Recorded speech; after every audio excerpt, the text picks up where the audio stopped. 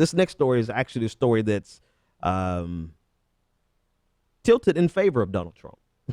I'll call him like I see it, right? I mean, I have absolutely no problem saying when Donald Trump was not wrong. And in this case, it wasn't Donald Trump that was not wrong. It was the statement from the RNC over the weekend celebrating Christmas. And I'll read the statement for you, or I'll pull it up for you on your screen so that you can see.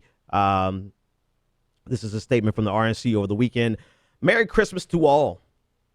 Over 2 millennia ago, a new hope was born into the world, a savior who would offer the promise of salvation to all mankind. Just as these three wise men did on the three wise men did on that night, this Christmas heralds a time to celebrate the good news of a new king. We hope Americans celebrate blah, blah, blah, blah, blah. All right, you get the rest of it. That's the portion that matters right there. The new king. Now, this is why this is kind of in favor of Trump. It's because people lost their minds over that last phrase, the new king. And because of the wording and the phraseology of that statement, it honestly could go in any direction. Is he referring to Jesus as being the new king, or is he referring to the new president as the new king?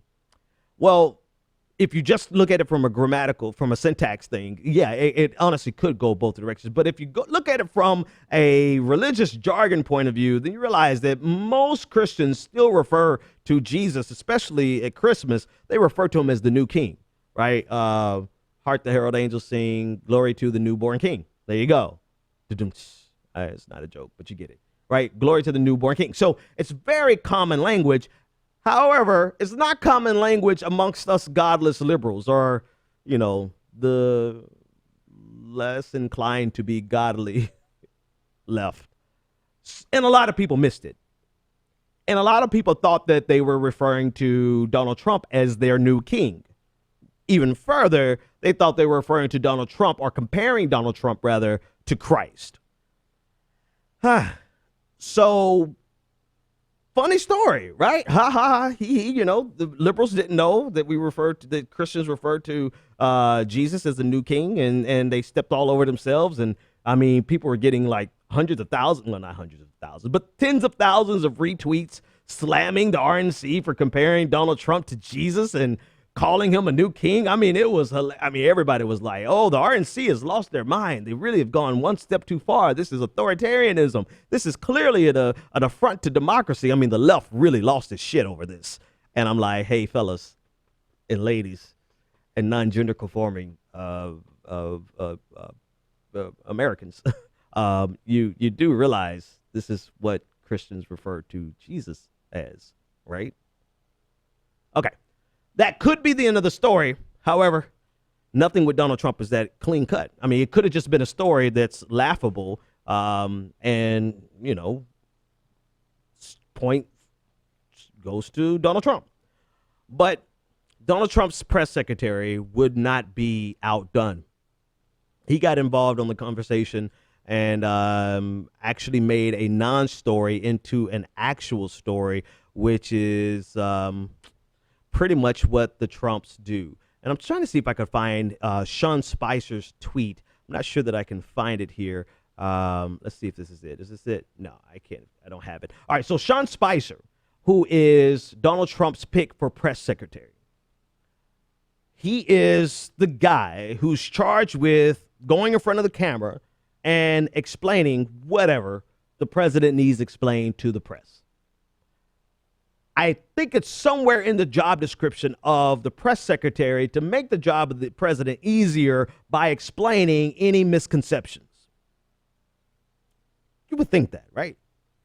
Sean Spicer, his first foray into being the press secretary, instead of clarifying, instead of saying, hey, you silly, godless liberals, that's what we refer to Jesus as the new king. Instead of doing that, he decides to make this entire incident about being an attack on Christ. And not only an attack on Christ, but an attack on Christ at the most holiest time of the year, right? And I really wish I had that tweet. Somewhere in here, let's see. Boom, Spicer, here we go. Yeah, I do have it. Boom, on your screen now. Sean Spicer says, it's sad that at BuzzFeed Ben, who was an author who wrote about this story, condones this attack on Christ on such a holy day for Christians. BuzzFeed must apologize.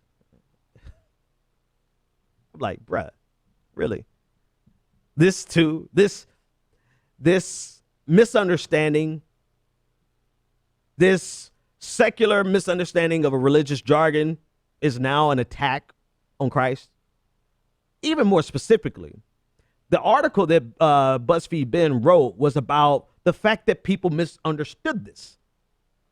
So the fact that people misunderstood this, isn't it the press secretary's job to bring clarification to the media? But instead of bringing clarification to the media, he doubles down on this imbecilic war on Christmas and says that not only is this an attack on Christ at the most holiest of times, BuzzFeed needs to apologize. Well, BuzzFeed needs to apologize for some plenty of other stuff, right? You know, they got plenty of crap that they need to apologize for, but this is not one. But this is just par for the course of what Donald Trump does. And I think this is, if more than anything else, this could have been just a non-story altogether or something that we laugh at. But instead of being something we laugh at, it becomes a clear indication of what the next 4 years is going to be like. It's going to be a series of dick measuring. I mean, he's dealing with a predominantly male cabinet, so I'm not trying to erase women. I'm trying to see, it's predominantly male, right? And the ego and the testosterone and the hubris is at an all-time high. And whereas they could have come out looking like champs, right? They really could have come out looking like, the winners in this particular exchange. They decided to try to force somebody to apologize for a non-existent war on Christmas. This is what the next 4 years is going to be like. It's going to be a series of, I'm not going to answer your question, even though your question is pretty fucking simple. I'm not going to answer it. Instead, I'm going to counter accuse you of something and then demand that you apologize for some fictional thing that I made up in my mind because I want to be the alpha male in the room. And just like the other story, I hope some reporters are just be standing around there in the White House saying, bitch, please. I wonder if these people really think they can get away with this for 4 years, right? Do you really think, let me stop that in the middle of a thought.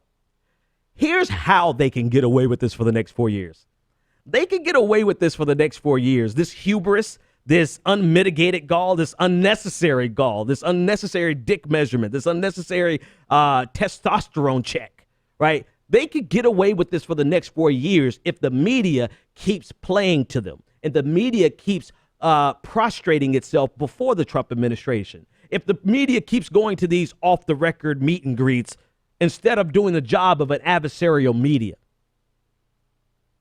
So long as these outlets are more concerned with getting access rather than doing their damn jobs, then Donald Trump will continuously, it's my show, Donald Trump will continuously bitch these people and make them run and get in line and make them apologize and make them never get to the bottom of an issue because he's able to one-up their hubris, one-up their gall. So long as they are so concerned with having access to Donald Trump will continue to pimp them. And not only Donald Trump, but Donald Trump's administration. Because you can see the same exact attitude that's in Donald Trump is with this dude, Sean, whatever his name is. What is it? Sean Spicer. I just wish that there were a handful of non-neoliberal black journalists in that room. I mean, people who genuinely have zero fucks to give. I really wish some of us were in the room when Sean Spicer tries some of this shit behind the White House podium, because we would literally stand up and say, with all due respect, fuck you. With all due respect, you have no idea what you're talking about. You're going to lose your press credentials, so that's fine. But the story is you rejected our press credentials because we called you on your bullshit. That's the story. And it becomes at least a week-long news cycle. But instead of doing stuff like that, the media always cowers, or the media has shown its willingness to cower, not only before Trump, but before Obama, but before Bush, before Clinton, before any president. They want those tickets to the White House Correspondents' Dinner, so they will let people like Sean Spicer get away with saying, this isn't a war on Christmas. No, Sean, you're just an idiot, and you don't know how to do the job of a press secretary, so let somebody show you how to do it. I tell you who will. Well, never mind. I'm not going to call any names. I know a couple of people, one from Daily Beast, who I have full expectation that she would give this motherfucker hell. Now, maybe she'll prove me wrong, but we'll see. I want to see who's going to hold Donald Trump and his minions, hold their feet to the fire. This probably is a job. This probably 100% is a job for a woman. Just because it's been in my life's experience that women have more backbone than most men. It's just been my lifetime experience. So maybe, except for me, like you put me in the room, I have zero fucks to give. I didn't get anything from the establishment. I don't expect anything from the establishment. I'm not waiting on a handout from the establishment. I think some independent journalists, I think we could handle it well. But in terms of like the mainstream journalists, you're probably going to have to get some sisters in there. You probably have to get some women in there in general and let them handle it, because they have zero regard for the testosterone alpha male hubris checking that Donald Trump tries to do. Matter of fact, they are probably quite agitated and aggravated by it, so they're more likely to bring fire and hell to the Trump administration. I'm just totally speculating at this point, but damn it, somebody is going to have to not put Trump in check so much as don't let him get away with shit, especially not his underlings, not a damn press secretary. Like, bitch, please. That's the hashtag for tonight. Bitch, please. I just get time for these people.